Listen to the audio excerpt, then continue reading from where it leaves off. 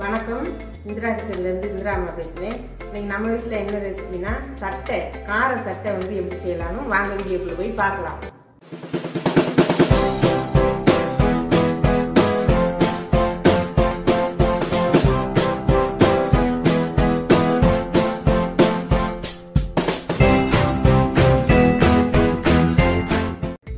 தட்டை செய்கிறது தேவையான பொருள் வந்துங்க 250 ml பிடிக்கிற இந்த கப்பில் வந்து 3 கப்பு பச்சரிசி மாவு எடுத்துருக்கேன். ஒரு 1/4 கப்பு எடுத்துக்கலாம். மாவை அரைச்சிட்டு வந்து நான் காமிக்கிறேன். மாவு வந்து ஏற்கனவே சளிச்சிட்டேங்க. இப்போ இதை இதில் சேர்த்துக்கலாம். ஜலிச்சுக்கலாம்.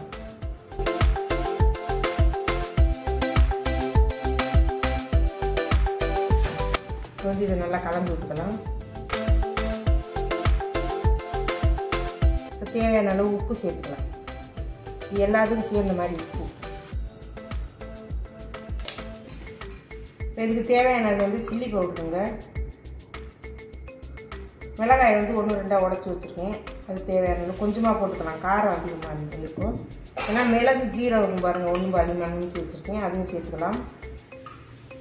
அது ஒரு ஸ்பூன் சேர்த்துக்கலாம். இப்போ பூண்டு வந்து ஒரு பூண்டு நுணுக்கி வச்சுருக்கேன். அப்படியே லைட்டாக இது பண்ணி வச்சுருக்கேன். தட்டிட்டு வச்சுருக்கேன் பூண்டு. இப்போ வந்து கருவேப்பிலை, அதுக்கு தேவையான அளவு கருவேப்பிலை ஒரு 4 கொத்து கட் பண்ணி வச்சுருக்கேன். இது வேர்க்கடலை வந்து வறுத்துட்டு 1 பாதி நான் உடச்சி வச்சுருக்கேன். ஏன்னா வேர்க்கடலை வந்து முழுசாக அந்த தட்டைக்கு வந்து தட்டை வராது. அதனால 1 பாதி நான் உடச்சி வச்சுருக்கேன். அது தேவையான அளவு போட்டுக்கலாம். ஒரு 3 ஸ்பூன் போட்டுக்கலாம். கடலைப்பருப்பு வந்து ஊற வச்சு வச்சுருக்கேங்க. அதில் வந்து ஒரு 3 ஸ்பூன் போட்டுக்கலாம். பெருங்காயத்தூள் வந்து ஒரு 1/2 ஸ்பூன் பக்கம் சேர்த்துக்கலாம். இதெல்லாம் போட்டு நல்லா கலந்து விட்டுக்கலாம்.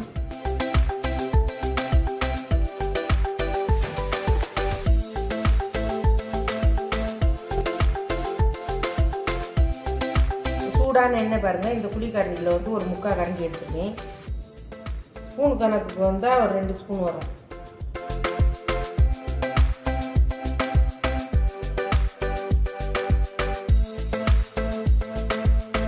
சுடு தண்ணி காய வச்சு வச்சுருக்கேன். சூடாக இருக்குது. ஆனால் இதை வந்து நம்ம கை வச்சு பிசைய முடியாது. நம்ம இந்த மாதிரி ஒரு ஸ்பூனோ ஏதாவது வச்சு கலந்து விட்டுக்கலாம்.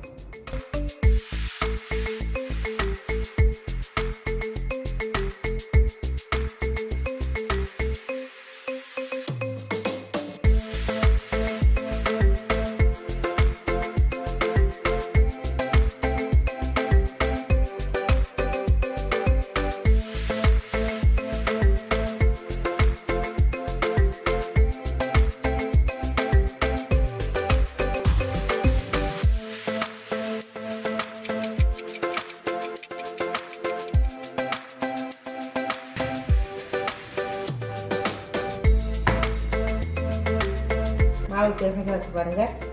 இந்த மாதிரி இருக்குங்க மாவு வந்து நல்லா வெண்ணெய் மாதிரி இருக்கு பாருங்க. நல்லா சூப்பராக இருக்கும் மாவு.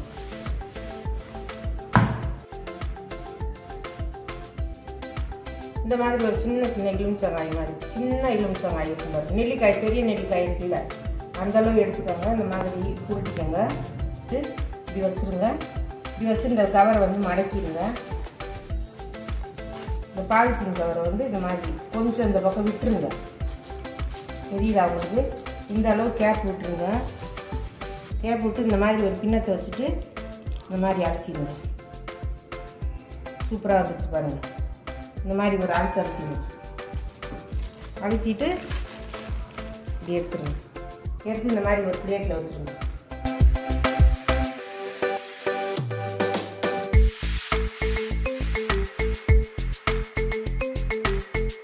தட்டை சேர்த்துருக்குது. இது வந்து பொரிச்சுக்கலாம். வாங்க, எண்ணெய் காஞ்சிட்டு இருக்குது. இப்போ நல்லா வந்து சூடாகிடுச்சுன்னு இப்போ நம்ம இதை போட்டுக்கலாம்.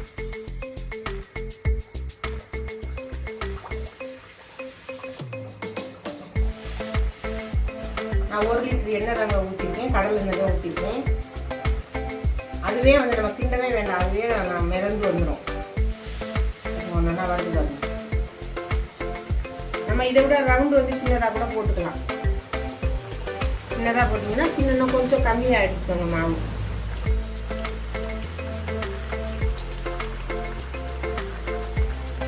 எல்லாம் நம்ம போட போட எல்லாம் மிதந்து மேலே வந்துடும், பயப்படவே தேவையில்லை.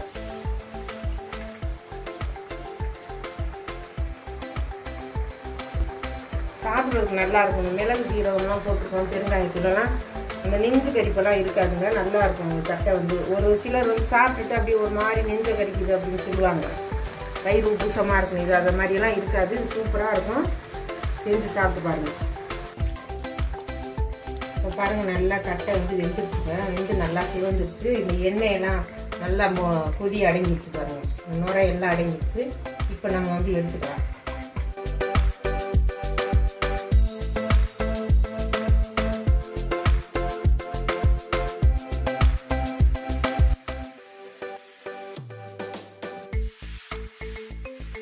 இப்போ பாருங்கள், நம்ம ஒரு சூப்பரான தட்டை ரெடி ஆகிடுச்சு பாருங்கள். செம்மையாக இருக்குது, அப்படியே முறன்னு இருக்குதுங்க, சூடாக வேறு இருக்குது. அருமையான பொட்டுக்கடலை தட்டை வந்து ரெடி ஆகிடுச்சு. இதே மாதிரி உங்கள் வீட்டையும் செஞ்சு பாருங்கள். செஞ்சு சாப்பிட்டு பார்த்துட்டு அம்மா கமெண்டில் சொல்லுங்கள். இந்த சூப்பரான வீடியோ உங்களுக்கு பிடிச்சிருந்தேன்னா லைக் பண்ணுங்கள், ஷேர் பண்ணுங்கள், சப்ஸ்கிரைப் பண்ணுங்கள், பெல் பட்டனை கிளிக் பண்ணுங்கள். இந்திரா அம்மாவுக்கு சப்போர்ட் பண்ணுங்கள். நன்றி, வணக்கம்.